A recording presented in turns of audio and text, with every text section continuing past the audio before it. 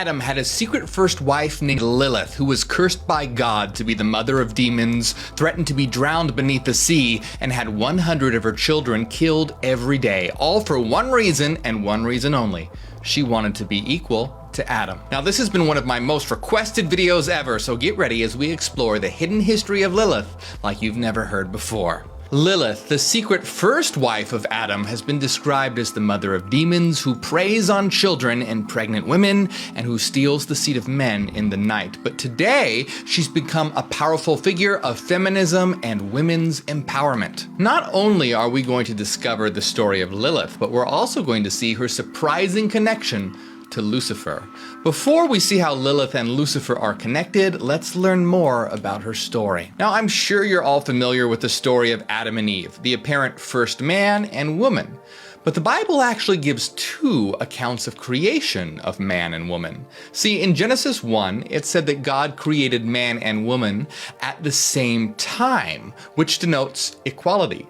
But then in Genesis 2, a second account of creation of man and woman is given, and in this version, Adam is created first, and then woman is created from the rib of Adam, symbolizing subservience since she is created second, and from man, derivative of man. So, what's going on here? Why are there two different accounts of the creation of woman? Well, this is where the legend of Lilith comes in, pieced together throughout history from the Talmud, Zohar, Alphabet of Sirach, and other sources.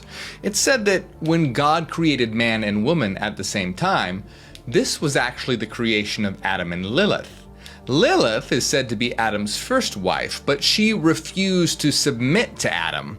And Adam told Lilith that he was superior and that she should submit, but Lilith responded by saying that they were created from the same earth and that they were equals. Adam wanted to be superior, while Lilith just wanted equality. Given the choice between having to submit to Adam or leave the Garden of Eden, she left, epitomizing the saying, "I wouldn't sleep with you even if you were the last man on earth." But she didn't stop there. It said that she said aloud the name of God, and this was forbidden. Instantly, she obtained wings and flew into the air. So what does this mean? Well, we know that the name of God is said to be I am, so it can be interpreted that by saying the name of God aloud, she declared her own divinity, meaning that she wouldn't even submit to God himself. God was enraged, and so he sent 3 angels after Lilith, and they caught her in the middle of the ocean and threatened to drown her, and she was faced with a choice. Either she could return to the Garden of Eden, or 100 of her children would be killed every day. It said that she became the mother of demons, and she would steal the seed of men while they were sleeping to create more of her own demon children, and in revenge for the death of her offspring, she would devour the children of pregnant women. She became a feared demon of the night and associated with the moon and called the Queen of Demons. And soon we'll see a direct connection with Lucifer. But here's where things get really interesting, because Adam was left alone in the Garden of Eden, and so God decided to create a second wife for Adam. This time, God would create woman from the rib of man so that she would be derivative and submissive. This was, of course, Eve. Now, it's been said by some that Lilith was jealous of Adam and Eve, and that it was actually Lilith who became the serpent who tempted Eve to eat the forbidden fruit and got them exiled from the garden. But let me suggest another perspective. Could it be that Lilith was actually trying to free Eve? In a book that was banned from the Bible, known as The Reality of the Rulers, it said that the serpent was actually a feminine spirit that was trying to get Eve to eat from the tree in order to liberate her from the evil power of God who had forced her into submission. See, the one tree that God made forbidden was the tree of knowledge of good and evil. Funny that God would make the tree of knowledge evil, isn't it? The serpent told Eve that if she ate from the tree of knowledge that she would become like God, thus being free from God and not having to submit.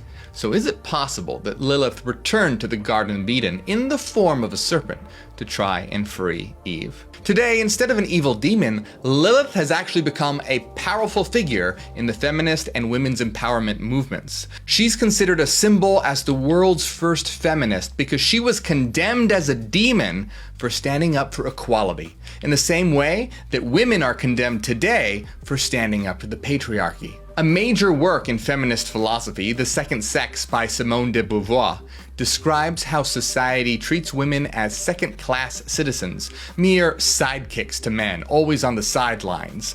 Now, this is perfectly embodied by the story of Eve, which has been used to justify the subjugation of women throughout history.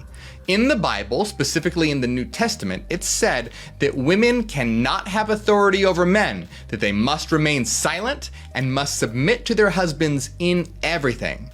And what's the justification for this?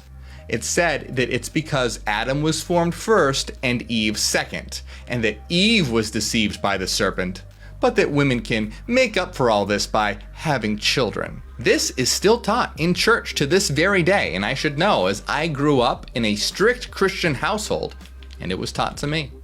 The story of Lilith is a powerful symbol of feminine power, equality, and defiance of the patriarchy. Interestingly, we can find extreme parallels between the story of Lilith and Lucifer. Like Lilith, Lucifer also refused to submit to God and led a revolt in heaven against this inequality. Like Lilith, who was demonized and cast out of the garden and depicted as the queen of demons, Lucifer was demonized, cast from heaven, and depicted as the ruler of hell. Interesting how any attempt at equality is instantly condemned as evil and demonic. Both Lucifer and Lilith have been associated with the serpent in the garden, attempting to get humanity to realize that through knowledge, they don't have to live a life of subservience and submission, but they can become the rulers of their own life. Ultimately, these are stories, symbols, and metaphors. But they are powerful metaphors. So which side are you on? Are you on the side of God and Adam, which are archetypes of patriarchy and submission? Or are you on the side of Lilith and Lucifer, the ultimate power couple and archetypes of equality and liberation? Tell me in the comments. If you want to know about another powerful female figure banned from the Bible, check out my video on the secret daughter of Eve. Make sure to like and subscribe, and if you feel like you've ever gotten something from my videos, consider supporting on Patreon. You help me, I help you, and we help the world. It's a feedback loop. You'll also get access to our weekly secret live streams, our hidden Discord server, The Citadel, and a lot more. My name is Morg, and I am Hyperion. Hail, New Terra.